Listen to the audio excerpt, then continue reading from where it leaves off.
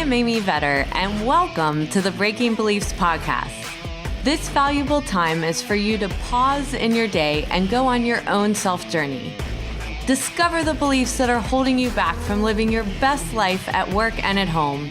Learn from the guests on this show as they share their inspirational stories on how they found ways to break internal beliefs that were no longer serving them. Because if you believe you can, you will. And our podcast begins now.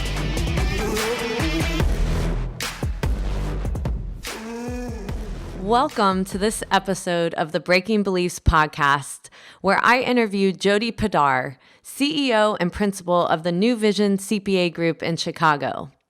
Her background is that she is an author, lecturer, coach, consultant, and mentor, and uses her breadth of experience in innovation, technology, and change management.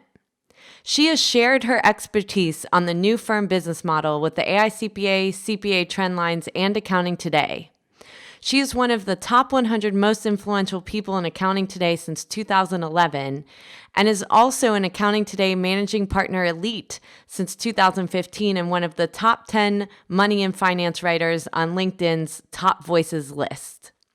Her two books include The Radical CPA, New Rules for the Future Ready Firm, and From Success to Significance, A Radical CPA Guide. During our discussion, Jody shares her journey from public accounting to eventually taking over her father's firm.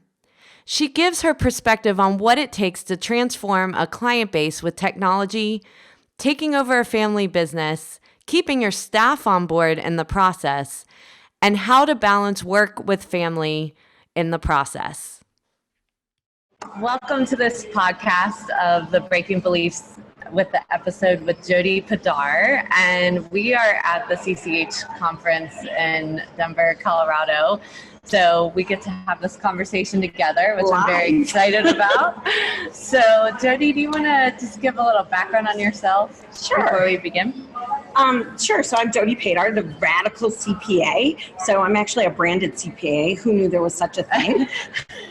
But realistically, I'm a firm owner, and I've owned my own firm. Well, ultimately, I joined my dad, but pretty much now it's my own firm for the last 13 years, and that was after coming off of some not so nice other firms, you know. I had about 10 years of experience in firms that were not so nice, and I said I could do it better. And so I left those mid-sized firms and said, I'm going to do it better. And what was happening was the technology was changing at the time, and the cloud was coming. We actually called it the internet back then, but it really changed how you would work with your client.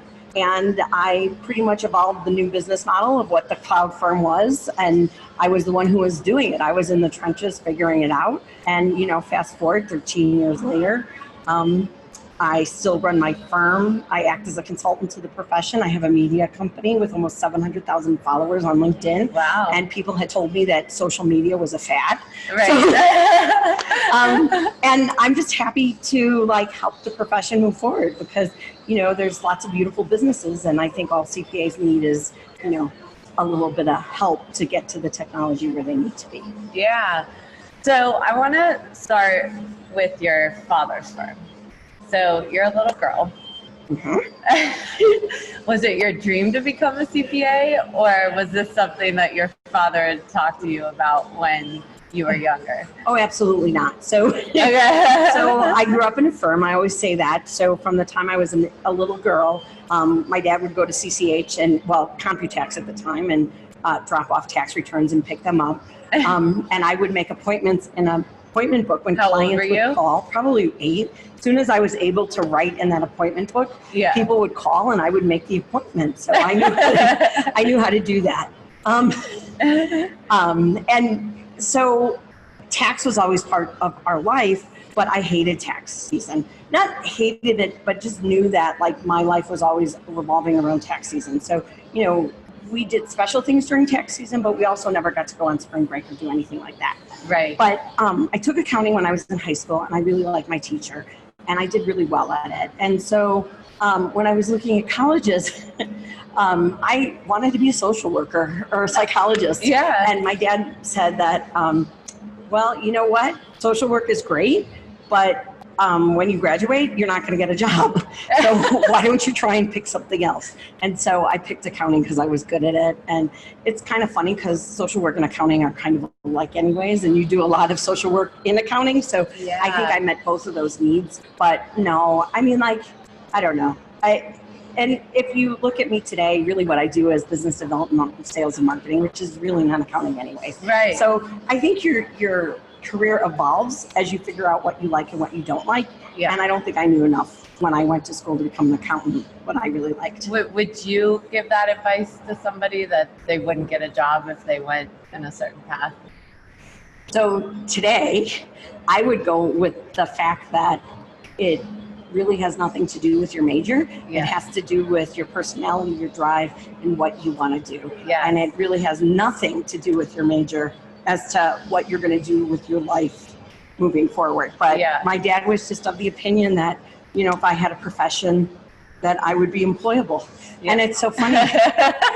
It's really funny because I have a really good friend who now, she has multiple masters and whatever, but her dad used to say, why didn't you go to school like Jody and become an accountant? And then you would have a job. So, you know, I don't know. Well, it's interesting because I think it's a generational thing. That I was told the same thing. I wanted to go to design school, and every time I looked at those kids in college, I was like, I would love to be in that building with you. And same reason, went for a safe and secure career, and you're good at math and that sort of thing. But I think what I found interesting about the advice as I've gotten older is same advice, like, you know, in other professions, you know, it's not for sure job versus accounting, and accounting's not a for sure job. No. They weed you right out, you know, and you got to work hard to prove yourself, and just because you have an accounting degree isn't definitely a shoo-in. So I think it's important to understand those belief systems that we kind of grew up with, and then as we get older, how do we kind of pivot or figure out what makes sense for us? Right. And I think what happened is when I was in that firm and I was frustrated by the practice management and the firm itself. Your father's firm? No, the firm that I kind of like learned in, right? Right. Because I worked at 2 mid-sized firms prior to joining my dad and kind of building his firm. Okay. So when I worked at those firms, I think part of my frustration was not just that they were doing things wrong. Okay. Not just that there was a better way to do it, but also the frustration that I didn't like the job that I was doing, right? Mm-hmm. And so it made me look for a better way, and that's the innovation in me, right? Like I was very frustrated looking at last year's work papers, making journal entries, doing all that stuff, and what I found was as I utilized technology, I could change that, and that helped me figure out how I like to work, and that work differently. Well, and I think that's really important, especially for young accountants, to realize that the job you start out in doesn't mean that that's your future career. And we kind of all have to go through the grunt work to learn what accounting is. But like, I remember during that period of time, people running away, you know, immediately quitting, like, you know, instead of like, well, what's the next best thing we can do with this? Because at times you have to step back and like, look, I committed to this expertise, I committed to this specialty, so how do I make this so that I really enjoy this in a different way? Well, right, and I do a lot of sales and marketing in my job today, biz dev and stuff like that, and it's so funny because I always say if I were a marketer, I would never be as popular as I am. It's only because I'm an accountant that not only that, but that I have that technical skill that I can connect to, right? So if I were a Joe marketer, regular marketer, I don't think I would have the success. So again, it's foundational, and I don't think you know what you want to do until you know what you don't want to do. And the only way you know what you don't want to do is to do it and say, that's not what I want to do. So I wish it was easier. So you went to firms before you went into your dad's practice? Absolutely. When you were going into your dad's practice, what kind of conversations did you have to enter it? Because he had a traditional practice and you're coming in with ideas. So how does that how do you even approach that? So we didn't do it the right way, I would tell you. Okay. So I left my firm because I was just frustrated, and I said, I came off a really bad tax season, and I said, Dad, I'm joining you. And the first thing he said is, go find your own clients. And he taught me how to build a business, which was really good. And now I'm really happy, and I learned all that stuff. But I never really thought about it, right? Because I was just going to join him. And so we didn't really have that conversation. And prior to that, too, it's pretty funny because my husband used to call him the tax pimp. And the reason he called him the tax pimp is any, I think, accountant who's looking to start a practice, they start doing stuff on the side. Right. And so I was starting to do stuff on the side, but my dad would make me pay an overhead fee to him to use his software. So that's why my husband named him the tax pimp. Got to count those pennies. Right. So, but I think what happened is then once I started to build a business, and it was always yes, we were partners, but he was still calling all the shots, right? I mean, he was truly, but then we started to have discussions around succession as I was building things and changing things. And that's when the discussions really started. And if I were to go through it again, I would say document, because you tell your client that, but when you're in the middle of it, you don't always think, oh, my dad and I agree to this, and this is what's going to happen. But 5 years later, and he was still hanging on, it was okay, well, we never said when his exit was, we never really went through all the succession things that we should have. So looking back, absolutely, I would change it, but we made it through the power struggles, we made it through the family business of it, which is not always easy. Yeah. My mom had a kind of a rough time for a little bit where she was, feeling the go-between, right? Mm-hmm. I had my nephew working for us. I fired my nephew. There were a lot of things about a family business that people don't realize. And now, I mean, truly, it's my firm, and my dad is really he's retired and he's proud of me, but it's just, it's not the firm that I joined. It's not the firm. It has nothing to do with my dad anymore. And it's a good thing. But it's interesting because I originally had said, I'm never going to leave his legacy clients behind. And last year we got rid of most of them. And the reason being is because it became a business decision. At a certain point, you just have to say, how do I move this business forward? Right. And tough decisions have to be made. And if they don't want to go in the new direction, then it doesn't fit the model. If it doesn't fit the model anymore, it doesn't fit the model. And so, my dad's clients who were with us for, a long period of time, 40 years. Some of them called and still weaseled their way back in. So if they were persistent enough, even though we fired them, a few of them jumped back in. And I didn't, if they pleaded enough, they got to come back. Right. But I don't know. It's just been an interesting perspective to see how it's all changed. And I have one of my closest friends, she's like a sister, in the same, she's a veterinarian, not an accountant, but ended up entering into her father's veterinary practice after college. And she actually has talked about how they had their own personal family triggers, right? And then it would happen at work, and she would get triggered, but he didn't even know that he was actually triggering her. This is something that went on internally for her, and then she'd kind of recoil and then get stressed out until she finally had the conversation with him and said, you may not realize this, but when you do X, you put me back in my 15-year-old body, and we have to figure out a new way of communication so that I can be happy doing what I'm doing. And I think it's a power struggle too. Again, that's regular succession issue, right? Yeah. I mean, that's a regular succession issue. But on the other side of it, where I think that I did excel and I was able to excel was because he was my father and he wanted me to be successful. And I think that's different than a lot of these younger partners who are fighting with old school partners who those old school partners, they have a monetary interest, but they don't have a personal interest to want their child to be a success. Good. Right? Yeah, and so point. I think because of that, he stepped back more than maybe someone else would have, because he wanted me to grow and treated me like that father-daughter relationship. So, there's pluses and minuses, and now, that we're at the end of it, with all water under the bridge. And, Right. And he always says, he still says this, I'm the old vision, she's the new vision. But how did you come to terms with that together? Me personally? Well, both of you, because you've got to approach having the conversation about having a new vision.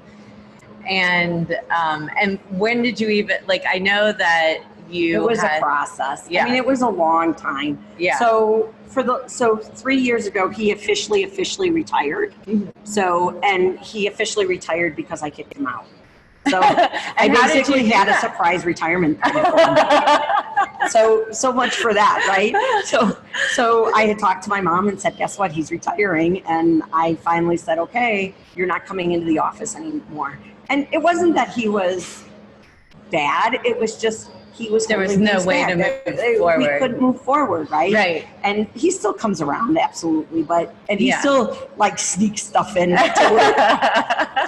He sneaks stuff in, but and not work related, just more so he uses my admin to do his condo stuff. But I think that was the official point where I just said, okay, this is it, you're officially retired. But prior to that, we had gone through succession for 5 years. And I mean, he was ready to retire too. So it takes both sides. Plus, he's now almost 80 years old. So it's not like he's a spring chicken. Right. So, yeah, I know. CPAs never want to retire. Right. Keep their brain going. So, yeah. So, what kind of leadership style do you think you bring, and from things you've learned along the way that you try to instill in your team? So I think there's two big takeaways, and I would even credit my dad to telling me that this was one of the things that he taught me, and he did teach me a lot, but he said that I managed by consensus, and that you can't manage by consensus. And so it was funny because I think I did, and now I think I got kind of a stronger backbone, right? Yeah, actually would make decisions. I think I think part of that is probably the female in me, right? That people pleaser, everybody's got to agree to this or whatever. Yeah. And I think, and I can't think of a specific example, but it wasn't until he actually called me out on it that I realized how much I was doing it. Yeah. And so I thought that was really good, right? Yeah. And then I think the other thing is that I've learned along the way, again, is to be more direct, right? And again, it's just love me or hate me, I'm direct. So that's one of the things that I learned from a leadership perspective along the way. How did you get the confidence to be more direct? I think when you make enough mistakes and you see the tangible financial impact that they have on your business, all of a sudden those lessons become, it's a lot easier, right? Because when you are in charge of a business for 13 years, that business is going to grow and you're going to make financial decisions. And some of those financial decisions aren't going to be the right decisions, and you have to course correct. And when that's hitting your pocket, all of a sudden you get more direct. Yeah. And I don't think you get that until you actually have that P&L responsibility. And so it's really easy to be direct when you know it's hitting your bottom line. And I think that's stuff that a lot of managers, I don't think ever get that because they never have that P&L responsibility. So their decisions don't have a material and financial impact on moving forward. And when it's your own firm and you're not going to take a draw or take a distribute or take a pay, I don't want to say paycheck, but your P&L is you're not getting paid for all your hard work. All of a sudden, those decisions become more material to your life. And you're willing to stand up for more than I think you were before. Yeah, it's interesting you bring that up. It just kind of hit a memory. But when I ran my practice, I changed the compensation for my staff to be more owner-like, where they would get hit for write-offs and going over time and stuff like that, because it was so easy for them to say, well, can we just write this off? Because I feel bad, it took me too long and so forth.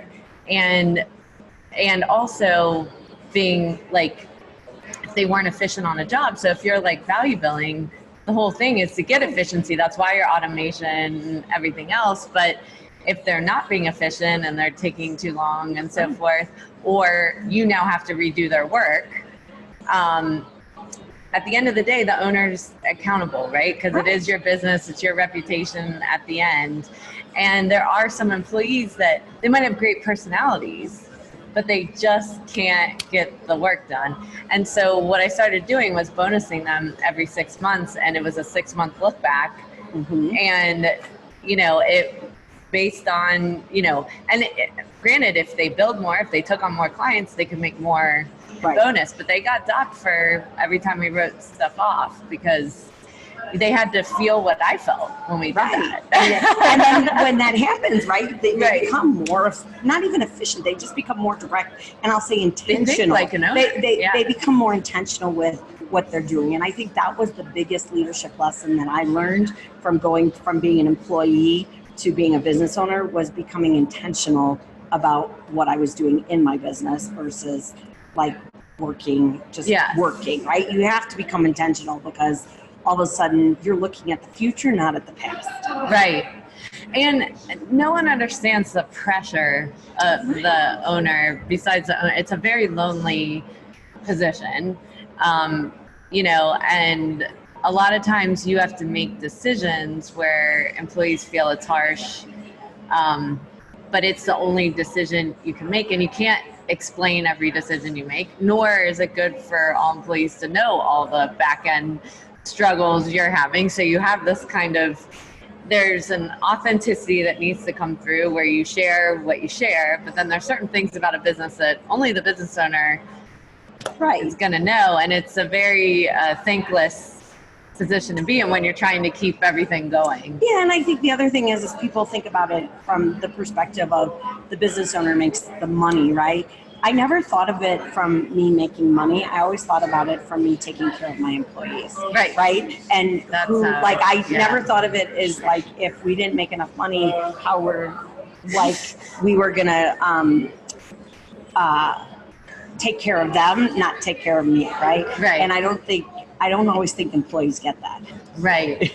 Yeah, and so there's things that we can show, there's ways to celebrate, there's ways of awarding people, but people still are going to take whatever they're going to take from an individual basis. So how do you nurture the people that you have now so that they know that they are important and that is your goal, not about making money? So I love my people.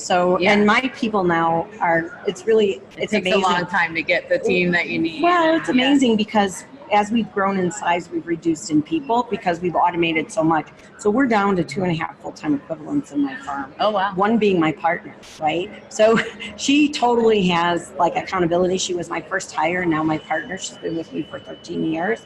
My other, I'll say half, she's now doing wealth management. She's my partner on my wealth management side. So technically she's a partner too. So I have 2 partners. She's with me 10 years. And then we have our admin who's been with me 2 years now. So they've been with me along this journey. They've stepped up when things weren't always great, right? They dealt with me as things were changing a lot, and they iterated with me, right? And so now from that perspective, it's we're just joined at the hip, right? It's not even it all worked out in the end for you. So how were they honest back with you during that time period when you were making shifts, and how did you take their feedback when they needed to give it? So my partner, Alex, everybody laughs at me because they don't understand how we get along, because she is my absolute polar opposite. Absolute polar opposite. She is execution. She is detailed. She is, get it done, always on it. And then I am totally sales, marketing, whatever. And we spar. I mean, absolutely. And usually we come around a couple days later to come to mutual agreement. But it's because of her, and again, that's why she's my partner, that we got to where we are. Because I guarantee you need people who are not like you to move a business forward. You need your opposites. Yeah, and she is my polar opposite. And we know that we stay in our lanes, and if I cross over, she kicks me back. Yeah. She just says, go back to your side. Well, part of the problem is that a lot of times we want to hire someone that just thinks like me. Right. And because we'll agree with each other all the time. But the problem is when you're not challenged, you actually don't come up with something better in the end. And because of that challenge, a lot of times, like, it gets annoying, and then you step back and you're like, oh, they have a point. And it's funny because I think even the reason my dad and I, we're more alike than we are disalike, right? Yeah. So it's so funny because that's why, when Alex and I work together now, it's the right yin and yang. Like, it's the right opposite, right? Yeah. And we both respect each other. So it's, after so long, it's just like, you just go to your side, and then you know it's going to be fine, and you'll come back together eventually. So how has your career shifts and pivots affected your own relationships in your life, whether good or bad? But like, what are some things that you've noticed that you've had to change about your work life or so forth, and even now in your life that isn't serving you or isn't serving the people around you, and how do you take stock in that? So this is an interesting perspective because I think being a female business owner and having a husband at home who's ultimately supporting our business, and when I say that, meaning when I started, I was making almost nothing, and now we're doing fine, and my business is doing great. But he was always the one who had benefits. He always like as we evolved. So it had a really big impact on I'll say on our marriage, on our kids' life, everything. But from my perspective, I love my job, and if I was still at that other firm, I would just be miserable. So I don't know what it would affect. It would affect my home life too. So I work all the time, but I work on my time, which is very different, right? And when I say I work all the time, whatever, like I work when I need to work, and I don't work when I don't work, right? So it's not like I can say, oh, I work so many hours per week. I wouldn't even know what to tell you what my hours are. But because of that flexibility, it's given me the opportunity to be with my kids when they were littler. Now that they're older, they travel with me. They love that. For my daughter, I think it's shown her that women can be successful and women can be business owners. For my son, who cracks me up because he's totally a mama's boy, he said, and I'll never forget this, because he was upset one time that I wasn't home or picking him up from school, or someone's mom was home, and I said something, he said something, well, Mom, you're always at work, blah, blah, blah. And then he goes, well, do you make six figures? And I go, yeah. And he goes, well, I'm glad that it's all worth it. That it was worth it. And I found over time it comes down to their stuff. Right. Because you could think all that, and then you're like, okay, well, I'll quit. Well, what does that mean for me? Right. Like, will I lose this or this? So I thought it was really funny because here he was, and I think about it from a perspective of what the next generation female business owner, female worker is going to be like.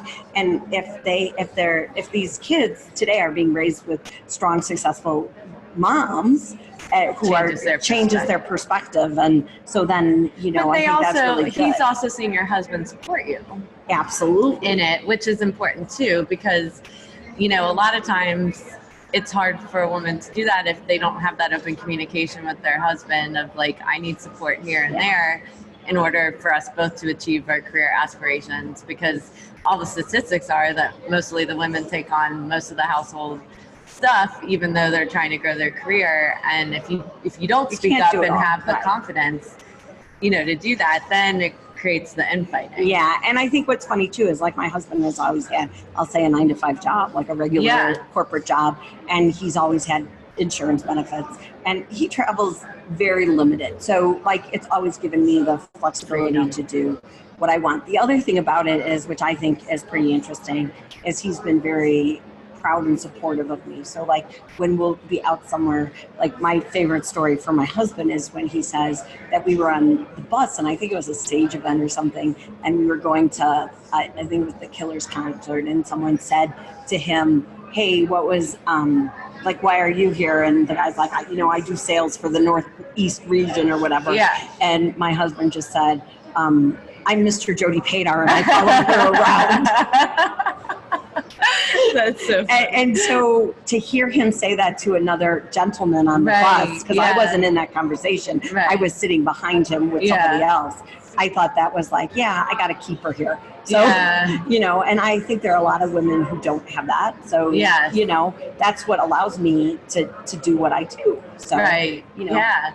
Well, and on those lines, whether it's your personal relationships or people you work with, when we talk about being with someone that's not exactly like you, like being an entrepreneur, being a leader isn't always everybody's, it gets put out there, but not everyone can be that. And not everyone wants to be. And you can be a really good employee. You can be a really good manager. You can be really good at doing the stuff that's not business development that's needed. And every entrepreneur needs that person. I mean, I have a yoga studio, and my studio manager is the perfect offset for me, because I'm out there cranking business or whatever, and then she's in there nurturing what's going on during the day. And if we weren't a match like that, the business wouldn't do as well as it does. Right. So I think it's important for people to not feel like they have to be a business owner. They have to be okay with who you are and shine in whatever that is. And I would say a lot of times being an entrepreneur is the hard, and I don't mean it's harder than any other thing, but it's like I'm the weirdo. Like I've always been feel that way so too. Whatever. I'm why can't I just stop doing this? I just finally accepted it, I think, at my old age. Yeah, exactly. Whatever. I'm not going to fit in, so I might as well just do my own thing. And I think that too comes with age, right? Like when I was younger, it was always like, well, like I know now when I walk in a room, typically they're all men who are older than me. And now that I'm crossing over into tech, it's even more so, right? And now they're younger than me. Right. Yeah. So, but instead of being like, well, I don't fit with them, I'm just like, I am who I am, and they're either going to accept me or not. And if they don't, fine, but I'm not in the right place. But I think when I was younger, I didn't necessarily have that self-confidence to do that. I was more concerned about, well, they're all different than I am or whatever. And I was like, whatever. And you feel like you have to fit in, and you have to feel shine versus in be who you are. Yeah. And I think once you learn who that person is, and it takes time, it does. And you never know, you keep evolving, whatever. But once you kind of figure that out, then everything else kind of falls into place. Absolutely. So I like to end with some rapid fire questions. Okay. You get to pick a category. Okay. All right. So it's family and friends, health, spiritual, or money. Well, I'm an accountant, so let's go with the money. All right. We'll go with money. All right. So things or actions with money that I don't have that I want. Things or actions with money. Actions. What do you mean by actions with money? Things in your life with money. So let's maybe not actions, but where money is in your life that you don't have, that you do want as far as money. Want to win the lottery? You don't want to win the lottery? No, I do. You don't have it. Okay. I haven't won the lottery yet. Yeah. All right. What about that you do have that you want? With money. Yeah. Oh, so I think realistically, money is behavioral. It's not, a lot of people think that money is the markets and money is finance and money is return on investment. And at the end of the day, we all know money is behavioral, right? So I think the good thing about money is that you always have enough. It's just what you choose to prioritize on. And when I say that, meaning, granted, I know that I'm not homeless and I know that I'm employable and all that stuff, but I believe that most people do have those opportunities, but they choose to behaviorally waste away their money, and because they're using it to fill a void or do something else. Right. So that's what I think. Yeah. So it's all about priorities and what's important to you, whether you make $10 an hour or you make $50 an hour, because believe me, I deal with clients who make over $1 million a year and everything's debt. mortgaged out. So it doesn't, it really has, the amount is, it's really a mindset and a behavior set. Yeah. Okay. So with money, things that I don't have that I don't want. So I'm kind of happy with where I'm at. So I don't know. Yeah. Well, so is debt, or where you were financially struggling before. So sounds like that. So you don't want debt? Yeah. Oh, well, I think in a perfect world, my children. Well, I don't know if I'm answering your question. Yeah, that's fine. So I think in a perfect world, it would be cool if my children could go to any school they wanted without having to worry about financial aid. And when I say financial aid, meaning the price of college and all of that stuff. So that would be something, but I don't know if that answered your question. Yeah, but but with money, that you want to make sure that happens for them. Right. Yeah. That's something that I would like for them, that if they wanted to go to somewhere that costs $75,000 a year, that I could do it and not think twice about it. Right. I'm not in that point yet. Yeah. It's goals. I'll say money goals. Yes. Yeah. Money goals. So is there anything that you would want to make sure that the listeners have as a message from this interview, or just to know about you before we close up? So I think the thing that I want them to know about me is that my career was very curvy. It wasn't straight up. A lot of people think that, you can look from the outside and think you just got there. Right? Like yeah. So it's taken me a long time to get here. It took me 5 times to pass the CPA. If you didn't already know that, some people know that, but not everybody does. And that that I'm happy where I'm at, but I never knew that I would be here. So it's weird because you think you have this vision of what your career is going to look like, and it's completely, totally different than anything you ever expected. And last week I was in Singapore, and I was I spoke at a conference in Singapore, and I think this is really cool because 10 years ago I started blogging, and I became really a pretty popular blogger. The reason I was blogging was because things needed to change and nobody was doing anything. So I was like, well, I'm going to start blogging. And I started using social media to spread the word. And now fast forward 10 years later, I'm on a keynote in Singapore, and then ending it on the 57th floor of the most iconic pool in the world. I saw the pictures. And spreading those same blog ideas to the world. And so when people say, what have you done, or what are you most proud of? I'll say, I'm changing the world, which is kind of I don't want to say snotty is not the word, but to say oh, well, my ideas have changed the world. Well, they have changed the world, and they only changed the world because I wasn't afraid to put them out there and speak up. And so that's kind of the thing that I think people need to hear, is that it didn't happen overnight, but if you have something important to say, just say it. The people who get you will get it, and somehow it'll become a movement. If they don't get you, then you don't really need them anyways. And that you actually, ideas can change the world. And to me, that's what's worth it, right? The fact that I'm impacting the next generation of accountants. It's not the money. It's not everything. It's the purpose, and that's my why. And I think that's why people connect to me too, is because I am so strongly connected to my why. Just like you're connected to the yoga and all that stuff. I mean, that's truly who you are. And that's when it gets tough, and you don't know what to do or the move to make. If you can reconnect to that why, you can make that decision. Yeah. So. Well, that's awesome. Well, thank you so much for joining me today. This was a really great conversation, and I'm sure a lot of people will get stuff out of it. So cool. Thanks. And now is time to take a step back from the conversation that you heard with myself and Jody to take some mindful moments and be able to absorb some of the great knowledge that Jody shared about her journey.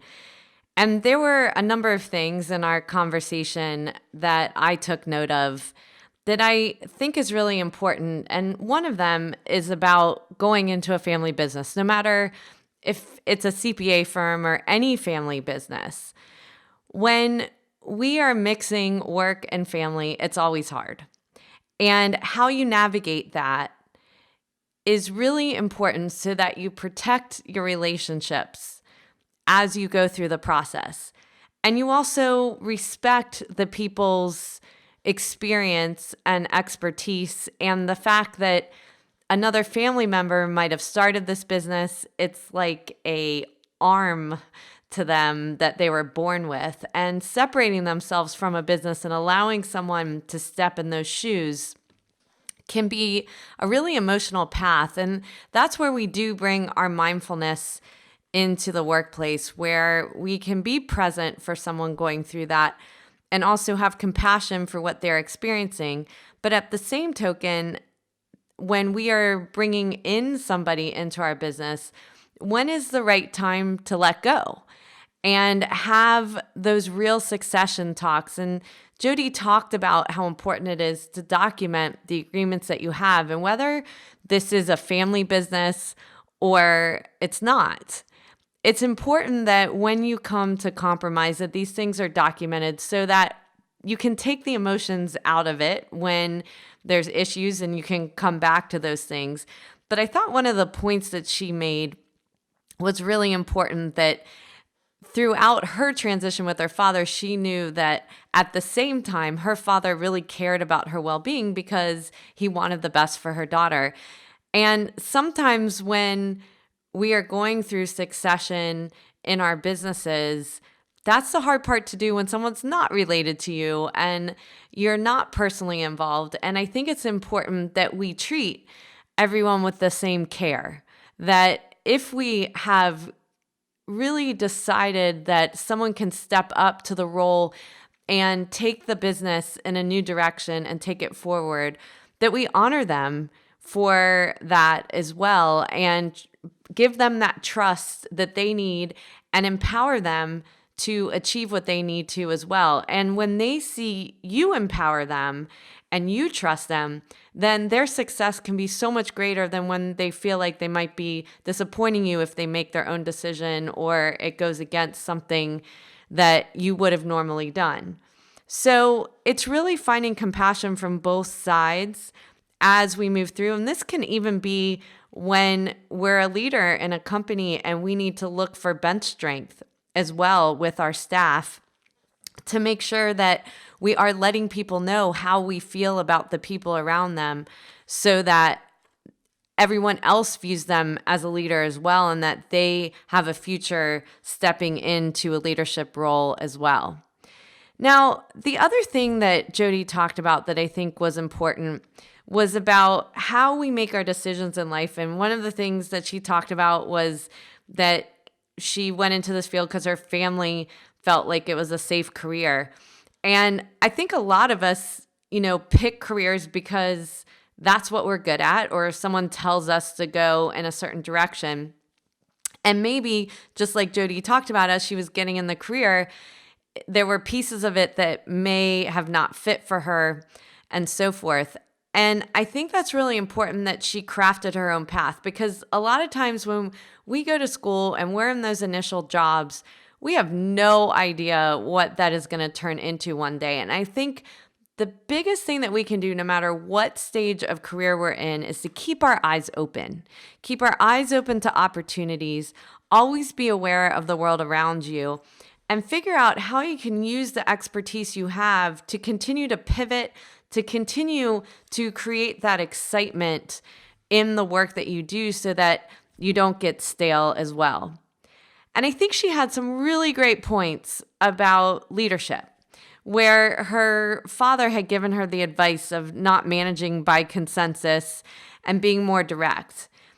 And that's all about making sure that you're being intentional about the decisions you are making. And when the people around you know that you care about them personally and this isn't to harm anyone, then what happens is that people can respect you at a different level as you're making decisions, even if they disagree with you. They know that you care at the end of the day, and that you're showing your team that loyalty. And, part of her story was how she's had the staff that's been with her since very beginnings and have been through the ups and downs, have seen each other at their worst, their best, and so forth. And to know that not everybody has to feel the exact same way as you in order to make progress, that we actually become better when we have the debates, when we have people with different ideas in the room. So really think about who is your support system at home or at work, and understand how to nurture those relationships so not only you thrive, but everybody around you thrives as well. Thank you for taking the time out of your day to listen to the Breaking Beliefs podcast. I hope you will take a moment to pause before entering back into your day to reflect on this podcast and note 1 to 2 actions you are inspired to do from today's conversation that you could incorporate into your life. To read the full blog and listen back to this episode or any other, you can find them at www.amyvetter.com/Breaking Beliefs podcast and related videos on my YouTube channel. For daily inspiration, follow me on Instagram, Twitter, Facebook, and LinkedIn at Amy Vetter CPA. I hope that you will choose to like this and subscribe to this podcast on iTunes, Spotify, and more, so that you can join us for more inspiration on our next episode.